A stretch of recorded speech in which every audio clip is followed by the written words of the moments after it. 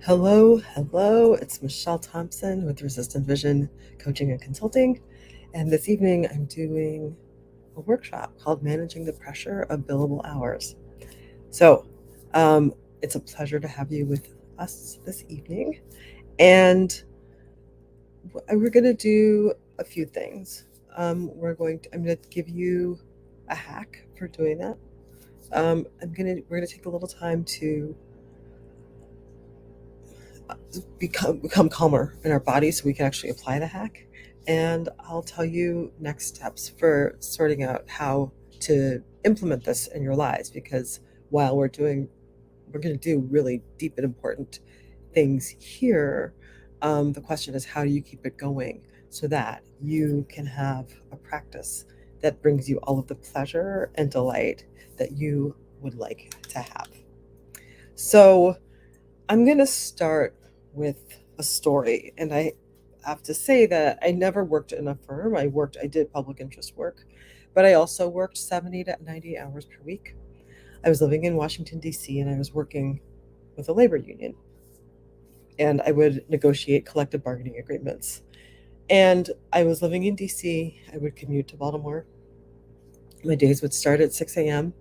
I would go downstairs where I lived and put together proposals and I would work on proposals until the last possible moment. Then I would go back upstairs.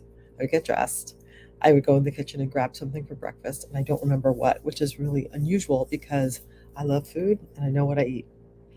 On my way to Baltimore, there was a drive-through Starbucks where I would stop to get the caffeine I needed to keep me going and staying awake on the highway. So I would go to Starbucks, and then I'd get to the office, and we'd have a meeting with the officers of the local union and I had a lot of social anxiety. I'm not sure that's all gone, but everyone smoked, and I would join them smoking because it would actually calm me down.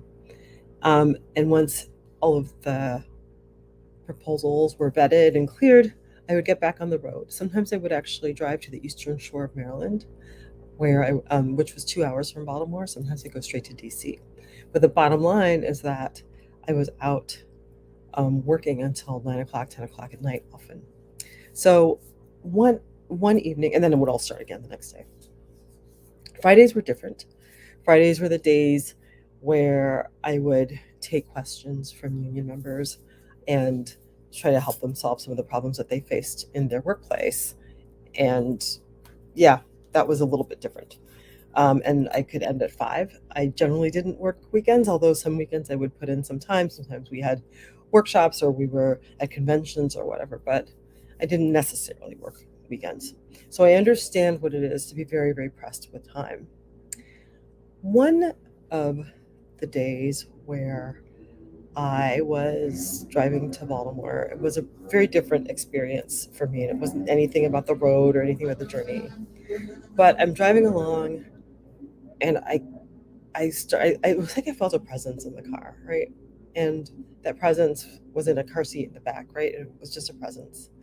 And I was able to really feel how much I wanted to become a mom. And my mind started to spin because working 70, 90 hours a week for $40,000 a year, I couldn't figure out how I was going to pay for childcare. I didn't know what I was going to do, right? Was I supposed to take this baby with me to the bargaining table and like be with me all day long? Was How was I going to pay for childcare? And even if I could pay for childcare, right, you're supposed to get your kid by 4 or 5, and I was often working till 10 o'clock at night. So how was that supposed to work? Because I wasn't going to be available to do that. And I started bursting into tears. I'm crying. I'm driving, and it was just a very, very emotional moment. It was kind of cathartic. And that moment really crystallized for me that something had to give because I wasn't going to be able to have the time that I really wanted to do all of the things I wanted to do in this life, amongst them becoming a mother. Fast forward a couple of years later, I actually left law and decided to earn a doctorate. I don't recommend that for most people as the route out, but a couple of years later, I gave birth to a lovely baby boy who is now 19. So I tell you this story because this is the consequence I'm laying out what the consequences are when we don't figure out how to build a relationship with time that allows us, that only goes to the people we work for, whether or not we love our job, etc., right? That we want a relationship with time that allows us to have all of the things that we want in our lives, that reflects all of the dreams and hopes that we had when we earned a JD. Um, that's what we actually want for ourselves. And that's why I'm doing workshops like this. So you can actually get some of what I learned, so to set up the time you want, so you can have all of the parts of your life that you want, that you can have the pleasure that you would like in your life, which is, for me, the bottom line. Are we having enough pleasure in our lives? With that said, I want to talk a little bit about time blocking. And this was actually something I didn't know there was a name for it. But it's something I actually learned a lot about when I was working a 70, 90-hour work week. It was just the way that I could keep myself sane.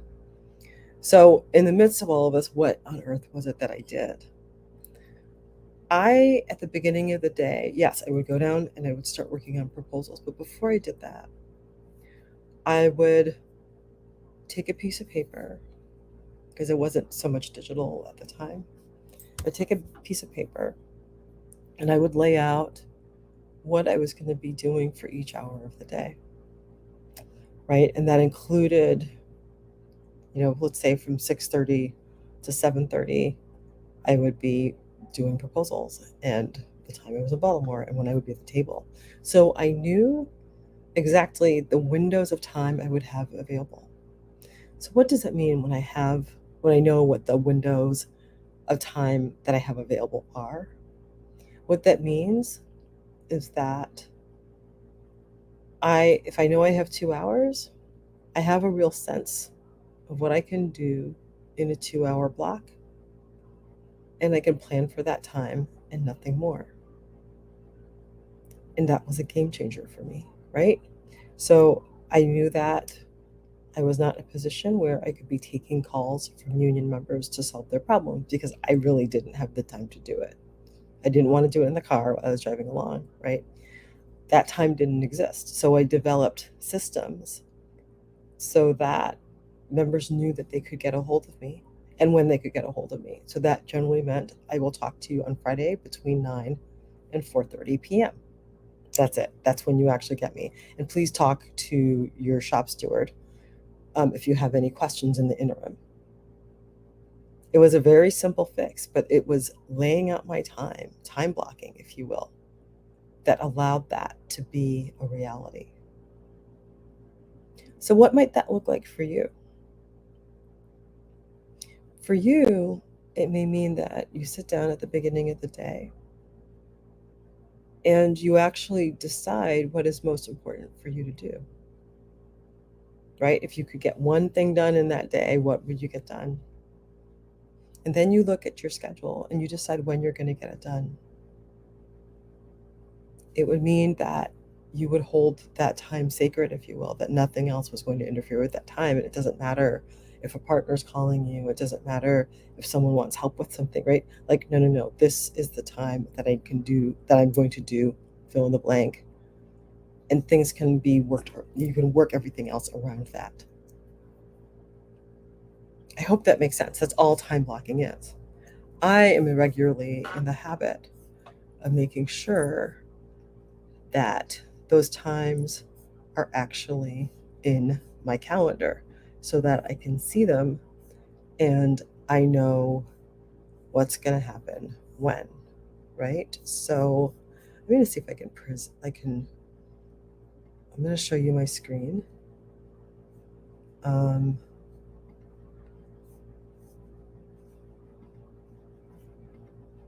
I think I'm going to show you my screen. Maybe not. It doesn't seem to be working. Oh, there we go.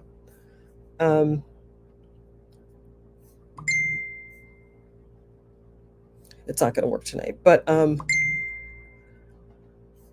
what I would show you is my calendar, right? And on my calendar at the beginning of the week, I often sit down and write out what I want to accomplish when, right? So for this week, I laid out Monday and Tuesday, and I had a slot of when I was going to be doing the things that I need to do for Resistant Vision, my business, right?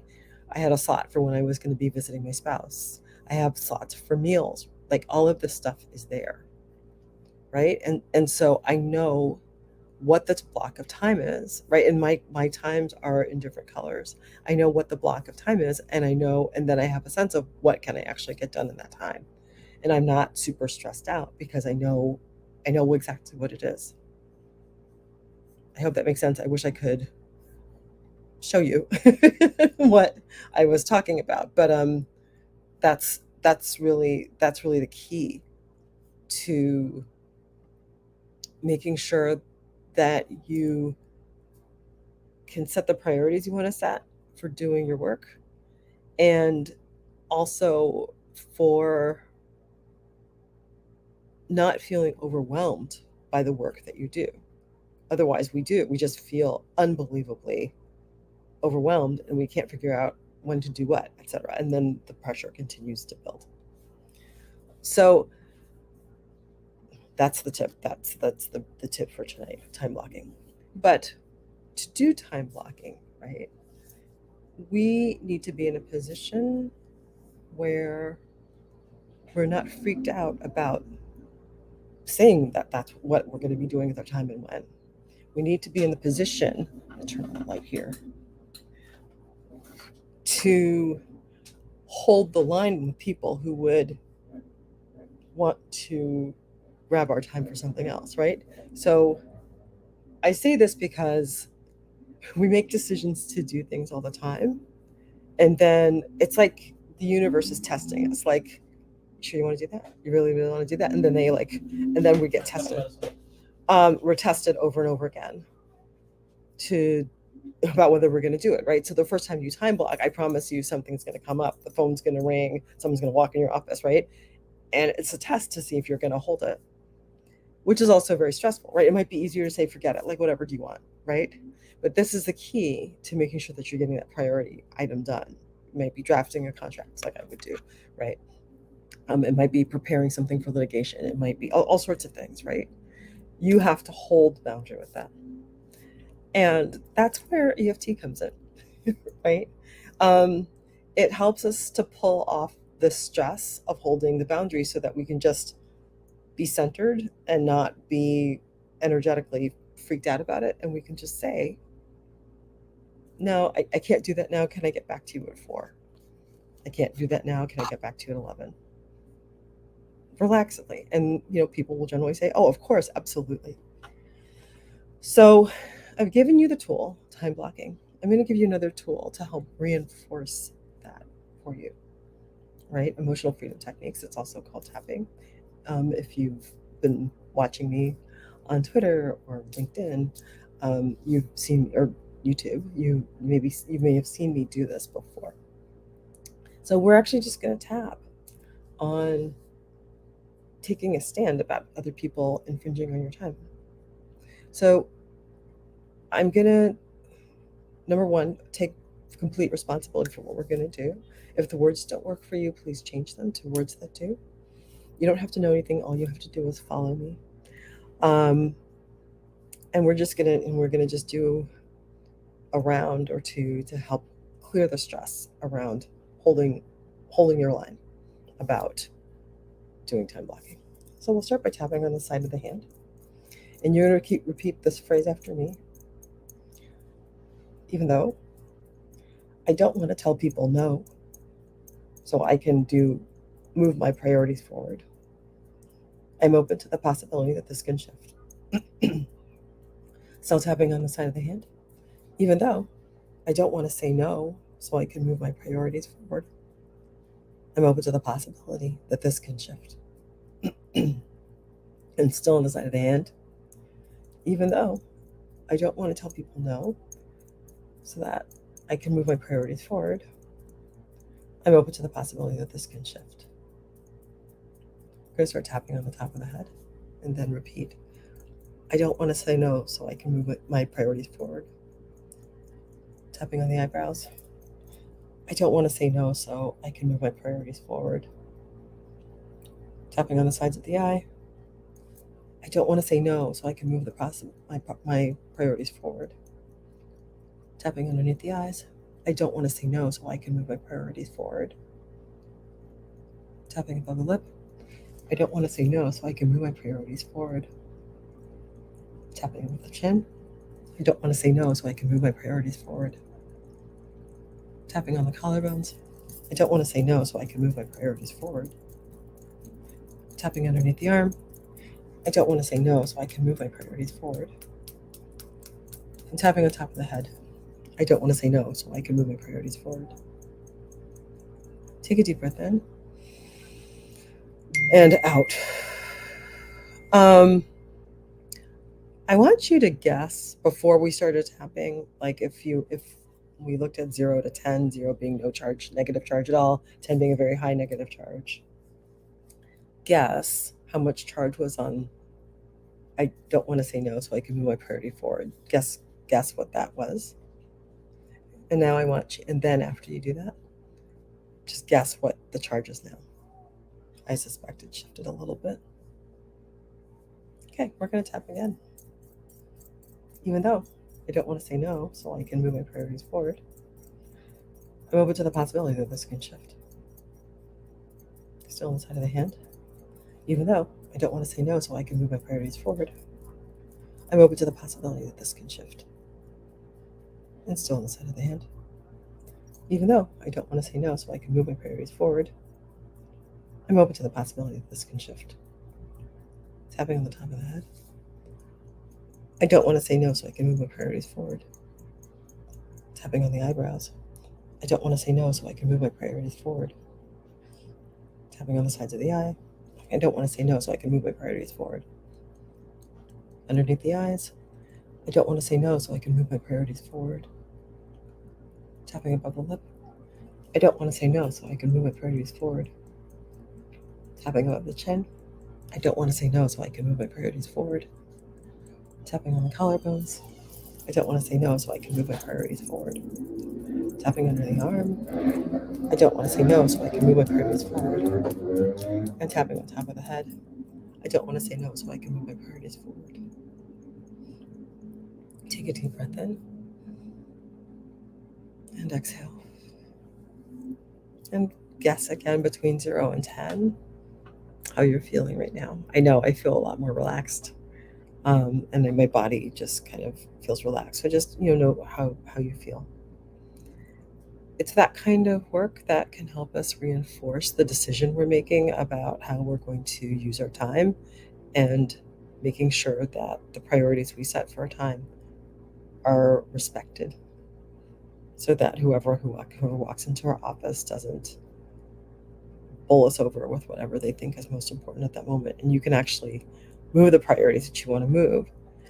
But this also puts you in a position where you can keep the hours that you want to keep, right? If you're not being constantly interrupted, you're not going to stay late to finish things. You see how that goes. That's most of what we're going to do tonight. And I hope that made sense to you. If you have any questions, feel free to put them in the chat or wherever, and I'm happy to answer them over time. But I want to leave you with a possibility of how to continue doing this work. I'm opening a 6-week program, More Time, 10 Priorities, More Pleasure. That is designed to help you figure out basic tools to really use your time the way that you want to so that you can set the priorities that you want, right? If you want to be able to do your work without threatening to quit, without missing your best friend's wedding, without canceling desperately needed doctor's appointments, this is actually for you, right? We can change how we use our time and delegate what needs to be delegated to others. We can charge for all of the time that we work and be paid for that time. And we can make sure that these changes happen without guilt, emotional upsets, or chronic depression. So over 6 weeks, we'll be looking at time blocking and why it works. We're going to go into a deep dive on this. We'll talk about delegation, which is the art of moving things off of your plate so that you can save time. We're going to talk about taking full credit for your work, right? What counts as work and billing for all of those hours. We're going to look at the obstacles to time blocking and taking full credit. So we're going to do a lot more tapping. We're going to look at the obstacles to delegating, and then we'll wrap up review and look at next steps. So it's going to be 6 90-minute group sessions. And at the end of it, you're going to be able to really move your work priorities forward efficiently during the day, right? Which means if you're able to do that, there's less time in the office at 10 o'clock. There's less time at the office at 12 o'clock, right? We're going to be working at crazy times. You're going to be able to take credit at the end of this program for the time that you're showering and all of a sudden you have an idea of how to serve a client because you're going to bill for that time because you should, because you're working, right? Um, and if that makes you feel anxious, we're going to couple it with tapping, with like the EFT sequence that we just did, right? Because it's hard to do this if you're in fight, flight, or freeze, right? And it's hard to hold that decision if you're in what I like to refer to as freak out. You learned a little bit about tapping here tonight, right? But I promise you, you're not going to like dig up this video and scroll to, I don't know, 16 minutes or wherever we started tapping and then try to sort it out for yourself, right? It's easier to have someone to guide you through it so you can actually have the precision of getting where you want to go with this. I hope that makes sense, right? And in 6 weeks, you'd be amazed what is possible for you. So I encourage you to send a note in my direct messages if you're interested in learning more about more time, tighter priorities, and more pleasure. I'm going to be starting the program in mid-August, so you have time to get ready for it. And even if you're on vacation, join us because it's going to set up when you come back in a very, very different way, right? So yeah, I've given you how I've said a lot about how to make sure that you're blocking your time so you can get your work done. But think about what it'll mean to actually start to build a habit so that you're doing this at the beginning of your week. So you know exactly what's happening. How much easier is it going to be to bill hours when you've actually laid out what you're going to do in advance? You don't have to go back and guess what it is, right? I know everyone keeps track of their time in 6 minute intervals, right? But like if you could plan it in advance, it just makes it so much easier. And that's what I want for you. That's a big part of what's going to allow you to have more pleasure in your legal practice because you're actually seeing things get done. That's the challenge. We often we get things done, but at what expense, right? And we're gonna take away that expense so that you can move through things. Okay? So more time, tighter priorities, more pleasure. It's open for registration. If you have any questions, I'm happy to talk to you about it. Again, send me a note in my DMs and we can set up a time to talk about the program.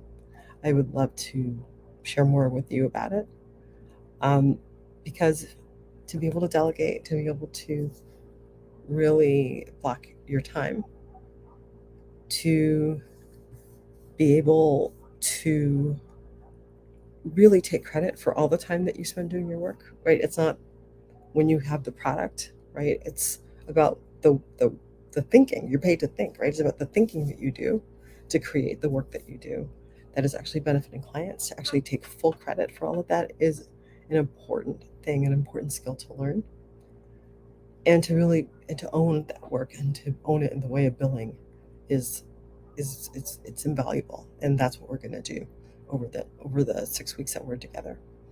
And to be able to have the settled nervous system so that you can do this with ease, grace, and flow and not feel tight or worried about doing it, right? That you can actually say, no, I'm so glad you came to me about this. And can I talk to you in 2 hours? It's hard to say, well, no, right? Unless the sky is falling, right? And it'll be great. It'll be good to actually have the support to settle the nervous system so you don't have to figure out how to do it by yourself. And I think that's really the key to freeing up your time, to learn that this stuff doesn't have to get done by yourself. And that's what more time, tighter priorities, and more pleasure is all about, making sure that you have a community of people that you can do this with and move your work forward. So don't hesitate to get in my DMs and ask me any questions you may have about the program, and if you want to talk about it, I'd be delighted to hear about it. And you can always reach me at info@resistantvision.com. That's info@resistantvision.com. Have a good evening. Take care.